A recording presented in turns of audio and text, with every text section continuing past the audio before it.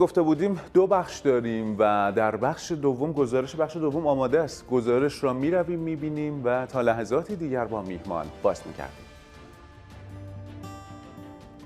دیروز پیکر سپهر شیرانی دانشجو 19 ساله بلوچ که 3 روز پس از بازداشت توسط نیروهای اطلاعات سپاه به قتل رسید در زادگاهش شهر فنوج با حضور بستگان و مردم تشییع و به خاک سپرده شد. گفته می شود در این مراسم نیروهای امنیتی نیز حضور داشتند، ولی با این وجود شماری از شهروندان شعارهای اعتراضی علیه خامنه‌ای و رژیم جمهوری اسلامی سر داده‌اند. به گفته رسانک خانواده سپهر از سوی نهادهای امنیتی و حکومتی به شدت تحت فشار قرار دارد، به طوری که عصر دیروز در هنگام مراسم تشییع جنازه نیز از سوی مرکز صدا و سیمای استان سیستان و بلوچستان با پدر این شهروند تماس تلفنی گرفته و از او خواسته‌اند که در رابطه با قتل سپهر مصاحبه انجام داده و آن را تکذیب کند که با واکنش شدید و مخالفت وی مواجه شده اند. همچنین شب گذشته و قبل از تحویل پیکر سپهر شیرانی شماری از مقامات امنیتی حدود 4 ساعت با پدرش صحبت کرده تا وی را به سکوت وادار کرده و از او بخواهند که قتل فرزندش توسط نیروهای اطلاعات سپاه پاسداران را تکذیب کند. علاوه بر این، در حالی که خانواده سپهر در حال انتقال پیکر او به شهر فنوج بودند، بار دیگر طی تماس تلفنی از پدر و مادر وی خواسته‌اند مراسم تشییع را در سکوت کامل برگزار کرده و با هیچ کدام از رسانه‌ها ارتباط برقرار نکنند. سپهر شیرانی با هدف پیوستن به انقلابیون به صورت داوطلبانه در انتظامات مسجد مکی فعالیت می‌کرد، جایی که بیش از 1 سال کانون اعتراضات مردمی و مشعل فروزان انقلاب زن زندگی آزادی بود. حدود 1 ماه قبل، زمانی که سپهر از باشگاه ورزشی در حال برگشت به سوی منزل خود بود، یک خودرو لندکروز سیاه رنگ با سد کردن راه این شهروند وی را متوقف و پس از پرسیدن مشخصات از او خواسته‌اند که در فضای مجازی استوری حمایت از اعتراضات زن زندگی آزادی را منتشر نکند، ولی به دنبال جواب قاطع سپهر شیرانی درگیری لفظی بین آنها به وجود آمده و پس از آن نیروهای لباس شخصی به سپهر با لحنی تهدیدآمیز گفته‌اند امروز می‌توانی بروی. سپهر طی تماس با نزدیکان خود نسبت به تهدید توسط نیروهای امنیتی سخن گفته بود و حدود 2 هفته قبل بار دیگر عنوان داشته به شدت تحت نظر نیروهای امنیتی قرار دارد و به هر جایی که می رود آنها را می بیند. روز یکشنبه 8 بهمن ماه در یکی از خیابان‌های زاهدان یک خودرو به صورت عمدی با ماشین سپهر تصادف کرد و خودرو مقابل خیلی زود از محل تصادف گریخت. پس از بررسی‌ها معلوم شد پلاک ماشین متعلق به سپاه پاسداران است.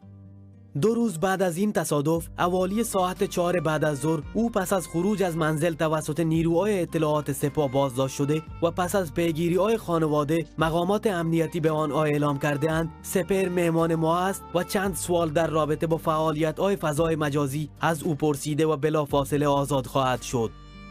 شب چهارشنبه 11 بهمن ماه خانواده سپهر متوجه صدایی بر پشت بام شده اما آن را جدی نگرفته‌اند. صبح روز بعد خواهر وی به پشت بام رفته و سپهر را در حالی که از ناحیه سر مورد اصابت گلوله قرار گرفته در گوشه دیوار تکیه داده شده مشاهده کرده است. خانواده به اورژانس و پلیس خبر داده‌اند و آنها پیکر سپهر را به پزشکی قانونی منتقل کرده‌اند. گفته می شود که وجود آثار شلاق و کبودی بر روی بدن و شکستگی دست راست وی نشان می دهد او قبل از به قتل رسیدن به طرز وحشیانه‌ای توسط نیروهای امنیتی شکنجه شده است. در این میان ادعاهای مقامات رژیم در استان سناریوهای نخنمای کشتار مخالفان را یادآوری می کند، مانند ادعا درباره خودکشی این جوان انقلابی در بلوچستان و همچنین ادعای دادستان زاهدان که کل روایت دستگیری و قتل سپهر را تکذیب کرد، درست مانند قتل نیکا شاکرمی و بسیاری از جوانان و نوجوانان انقلابی که سال قبل در خیابان‌های شهرهای مختلف به قتل رسیدند.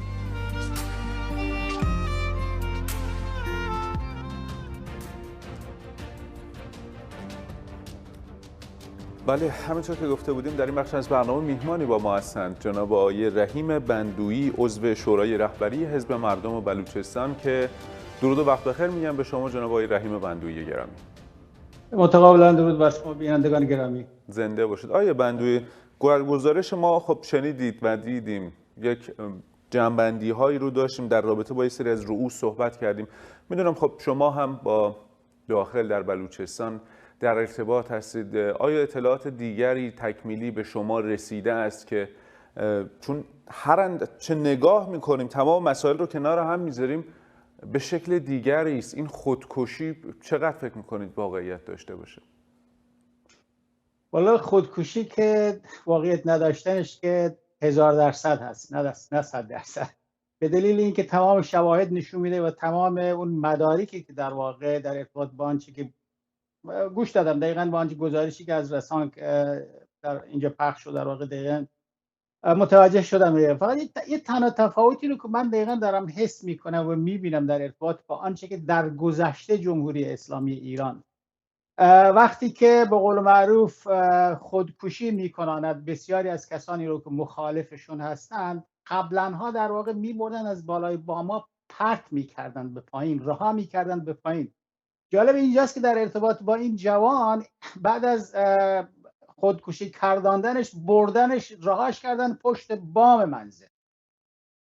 و این نشانگر این است که به هر حال جمهوری اسلامی ایران واقعا آنچنان دیگه به وحشت افتاده از نابود شدن خودش توسط همه مردم و بخصوص این نسل زد، این نسل جوانی که مثل سپه 19 ساله و واقعا از نسل نسل زده، واقعا نسل زده، به دلیل اینکه اینا دیگه امیدی به آینده ندارن. در نتیجه تنها راه و تنها امیدی که در ذهنشون میتونه واقعا جوانه بزنه اینه که باید از این رژیم گذر کرد. من دقیقا داشتم گوش میدادم که چقدر خودش رو تهدید کرده بودن برای اینکه حتی استوری نگذاره در اصلا اون فعالیت‌های مجازی که داشته. ولی ببینید که چقدر این نسل واقعا شجاع شده، به دلیل اینکه عرض کردم هم از نظر اطلاعات، هم از نظر تبادل اطلاعات نسبت به هر گوشه جهان در آن واحد، و هم از نظر اینکه دیگه امیدی به آینده ندارن. هرچند که این نسل داره فکر میکنه که پس از پایان تحصیلات من چه کاره خواهم شد، نهایتا در جاهایی مثل بلوچستان و کردستان تن میدن به سوختبری و کولبری عمدتاً. حالا من در مورد این عزیز صحبت نمی کنم، ولی عمدتاً بسیار فارغ التحصیلانی که الان در واقع در جزغاله های ماشین‌های سوختبریشون دارن کباب میشن و یا اینکه از پشت بالای کوههای صعب العبور و بلند کردستان در واقع میافتن روی زمین بعد از اینکه مورد اصابت گلوله همین جانیان قرار میگیرن. اینه که واقعا الان بیانگر این مسئله است که اون جنبشی که در میان مردم هست و بخصوص در این سال گذشته که تحت عنوان ژن آزادی به عنوان یک اسم رمز در واقع مهسا گردید، ژینا و مهسا گردید، این مسئله همچنان ادامه داره واقعا، به دلیل اینکه واقعا دارن ژیناهای دیگه و به هر حال خدا نورهای دیگه و نیکاهای دیگه و بسیاری از عزیزان دیگه مثل ستارهای بهشتی، چون مادرشون واقعا در این رابطه اظهار نظر کردن، به همین دلیل اسم ایشون ستار بهشتی هم به ذهنم اومد. اینه که الان در واقع این حرکت، این جنبشی شروع شده سر باز ایستادن نداره، اما متاسفانه در جاهای مثل بلوچستان، کردستان، عربستان ایران شیوه برخورد این رژیم به یک شکلی شدیدتر از جاهای دیگه هست، به دلیل اینکه در ارتباط با به طور مشخص این سه تا منطقه و مردم این سه تا منطقه با توجه به تاریخچه بسیار طولانی از تبعیض مستقیم و علنی بر علیشون بوده، رفتارش به یک شکلی متفاوت‌تر یا به شکلی باید بگم شدیدتر از جاهای دیگه است. به همین دلیل می‌بینیم که در جایی مثل بلوچستان در واقع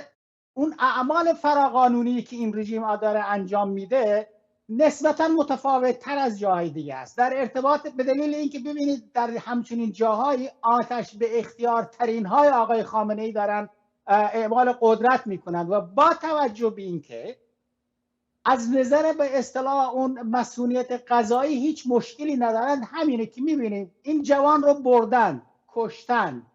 و بعد از اینکه دیگه زیر شکنجه ها احتمالاً شهید شده یه تیرم به روی سرش هم میزنند. به هر حال مردم میبینند که آیا اگر چنانچه زنده بوده و این تر رو تو سرش زدن باید خونریزی شده باشه توی چهرهش، نه باید ببینند اینا رو، مگر اینکه در همون آن به قول معروف هنوز خونگرم بوده است این کارو بکنند. وانگهید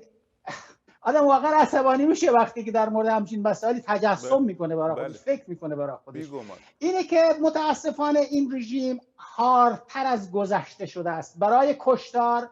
و بخصوص در جاهایی مثل بلوچستان و کردستان برای گرفتن و زندان کردن و به عنوان گروگان نگه داشتن که بخواد به قول معروف زهر چشم بگیره از بقیه مردم که خطر کنند. تروریسم دولتی یعنی همین، در واقع اینها را از زندانات در میارند و میبرند اعدام میکنند. همچنان که دیدیم چه کار کردن با اون 4 تا جوان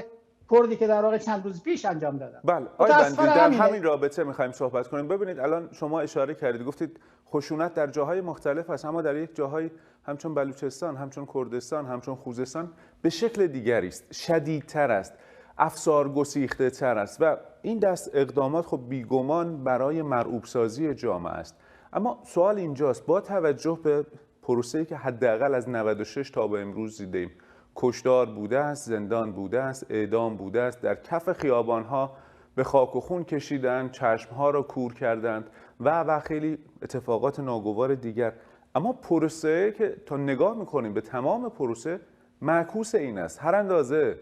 خشونت بیشتر شده، هر اندازه ایجاد رعب و وحشت و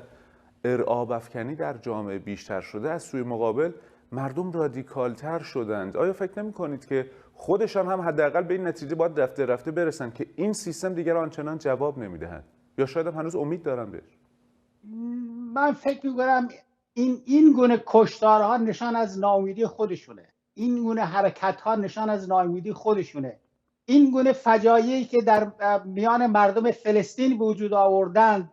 در واقع نشانگر این هست که دیگه مستعصل شدند و با توجه به ناتوانی که برای تأمین خواسته های مردم دارند و نمیتوانند، تنها راه رو در کشتار و زندان کردن و به هر حال انتقال این بحران درون به بیرون دارند. شما توجه بفرمایید، بیش از 1 سال گذشته است، داریم نزدیک میشیم به هر حال به نیمه 1.5 سالگی این قضیه که در زاهدان جمعه خونین راه افتاد که خون واقعا بیش از 100 نفر و زخمی شدن در حد نابودی در واقع نزدیک به 300 نفر اتفاق افتاد. از اون زمان تا الان مثلا تصور بفرمایید که این همه سعی میکنن تطمیع بکنند و تهدید بکنند، تهدیدهای شخصی چه تهدیدهای جمعی، ولی میبینیم که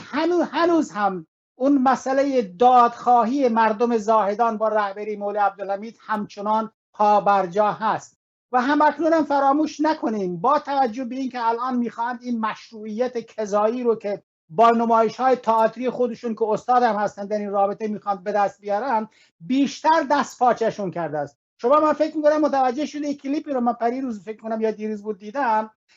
با توجه به اینکه به قول معروف این سالگرد انقلاب داره نزدیک میشه یا نمیدونم روزی بود که آقای خمینی وارد ایران شده بود، مسافرینی که رفته بودن چابهار موقعی که پیاده میشدن از بالاترین مسئولان چابهار بگیریم با دسته گل رفته بودن که به هر کدوم از مسافران یک شاخه گل بدن، 1 نفرشون گل را نگرفت، 1 نفرشون. یعنی حتی اگر هم کسانی از خودشون بودن اونجا شرمنده شده بودند و گل را نگرفتن از دستشون. این بیانگر یعنی واقعا مستعصلند و تمام این جنایاتی که دارن مرتکب میشوند روز به روز بیشتر نمایانگر این قضیه است که اینا ناامید شدند و بنا به همین ناامیدی است که به قول معروف دست هر کاری میزنند که بتونن چند روزی به عمر خودشون اضافه کنند. درسته. آقای بندوی در رابطه با ریاکشنی که توی افکار عمومی جامعه بلوچستان بوده است طی چند روز گذشته، خب توی فضای مجازی هم مشخص بود، فعالان بلوچ می نوشتند و حتی در مراسم خاکسپاری پیکر سپهر شیرانی که در شهر فنوج هم برگزار شد همین اتفاق افتاد، مردم شعار دادن، شعارهای رادیکالی هم دادن. میخوام یه خورده در رابطه با افکار عمومی بعد از این قتل حکومتی به عبارتی میشود گفت چه بوده است، مردم چه میگویند، افکار عمومی به چه شکل است؟ ببینید تا جایی که من خبر دارم، متاسفانه من نزدیک به 40 سال میتونم بگم که نیستم در داخل ایران، ولی بر اساس اطلاعاتی که من شنیدم از این رزموار، جمهوری اسلامی ایران اتفاقا در ارتباط با پنوچ، ما بلوچا پنوچ میگیم، برای اسم عوض کردن چون در زمان عربی ف و چ نبوده فنوج گذاشتند و به همین دلیل هم هنوز هم همون فنوج داره میشه. اونجا در واقع به شکلی میشه گفت که جمهوری اسلامی ایران یه پایگاه خوبی رو برای خودش تونسته بود جمع جور کنه از همون نیروهای محلی که به قول معروف میخواستن برحال به شکل بهره مند بشن از اون سفره رنگینی که جمهوری اسلامی برای پیشبرد اهداف خودش گذاشته. ولی شما همین رو تصور بفرمایید، در همون پنوچی که این همه در واقع شایعات زیادی در این رابطه بوده، چون یک سری اتفاقات هم در مواقع گذشتم تو ایران شهر افتاد، ربط دادن به کسانی در همون پنوچ که با جمهوری اسلامی و با سپاه پاسداران همکاری میکنند. وقتی که در یک همچنین شهری توده های مردم وقتی که میرن برخلاف آنچه که دستور داده شدند که حتی کسی رو خبر نکنند، ولی ببینید به چه استقبالی در واقع، چه پیشوازی در واقع این جوان عزیز رفته بودند و اونجایی که رفته بودند به خاک سپاریش بکنند، دقیقاً مردم شعار دادن برخلاف تمام تهدیدها و فشارهایی که در واقع جمهوری اسلامی به خانواده این عزیز در واقع آورده بود. بنابراین بیانگر این هست که دیگه الان حناشون واقعا مدت هاست رنگ نداشته، ولی الان آنچنان بیرنگ شده که هر چقدر بخواهند اینا رنگ مالی کنند به هر حال کسی اصلا باورشون نداره، به هیچ وجه باورشون ندارن. و همین دلیل من فکر میکنم که این قضیه دل شستن از این سیستم و از این نظام به شکل همگانی در سرتاسر ایران شده و این رو دقیقاً جنبش ژنژیان آزادی به وضوح در تمام جهان منعکس کرد و تمام جهان شاهد این قضیه بوده است و هست و بیشتر هم خواهد بود در همین رابطه. بله بسیار عالی. آقای بندوی، ما تا آخر تقریبا 3 دقیقه وقت داریم. من نمیخوام سوالی بپرسم، میخوام صحبت‌ها و پایانی و همچنین جنبندی شما رو داشته باشیم. بفرمایید. ببینید، جمهوری اسلامی ایران الان با توجه به این ناتوانی که برای پاسخگویی به خواسته های مردم داشته باشه نداره و مردم هم در واقع توان این رو ندارن که از خواسته هاشون عقب بشینند. این دقیقاً از هر زاویه‌ای که بخوام نگاه بکنیم واقعا یک دوران پلتراتوم انقلابی است و نتیجه این تحول بستگی داره به اینکه واقعا اپوزیسیون به چه شکل بخوان خودشون رو جمع جور کنند و مسلماً جمهوری اسلامی هم به چه شکل بخواد در واقع اون سناریوهایی که داره در ارتباط با به هر حال هم تفرقه وجود آوردن و هم سرکوب و کشتار و همه اینا بخواد به پیش ببره. بنابراین این به عنوان یک نیاز بسیار بسیار اساسی است که اپوزیسیون به یک شکلی در واقع باید متحد باشند و روی نکات مشترکی که هست. دیدیم در سال گذشته با سناریوهایی که ساخت و به هر حال اون تکیه‌گاه‌هایی که داشت چگونه تونست اختلاف بندازه در میان مردمی که تظاهرات صدها هزار نفری در همین اروپا میتونستن راه بندازن به دلیلی که به قول معروف به شکل فرا تشکیلاتی، فرا حزبی داشتن کار میکردن، فرا ایدئولوژیکی داشتن با هم دیگه نزدیک میشدن و همصدا شده بودن. به همین دلیل این بسیار بسیار مهم است که اپوزیسیون در رابطه با نزدیکتر شدن خودش واقعا باید یک فکر بسیار بسیار اساسی برداره. در غیر این صورت اگر اپوزیسیون متحد نباشد، دقیقاً این تغییر و تحول رو آنچنان که یک شکل‌های آدم داره متوجه میشه از درون خودشون انجام خواهند داد و عمر بیشتری هم خواهند داشت با همین شکل، منتها با یک سری تفاوت‌های دیگه. به همین دلیل این رو من به عنوان یک نیاز بسیار بسیار حیاتی برای آینده مردمان سرتاسر ایران دارم فکر میکنم که بسیار حیاتی است این اپوزیسیون به شکلی بتونه خودش رو در واقع توی یک ائتلاف‌های واقعا گسترده و فراگیری متحد کنه و بر علیه این نظام حرکت رو، جنبش رو، مبارزه رو به پیش ببره. بله، سپاسگزارم از شما جناب آقای رحیم بندویی، عضو شورای رهبری حزب مردم بلوچستان که تا این لحظه با ما بودید.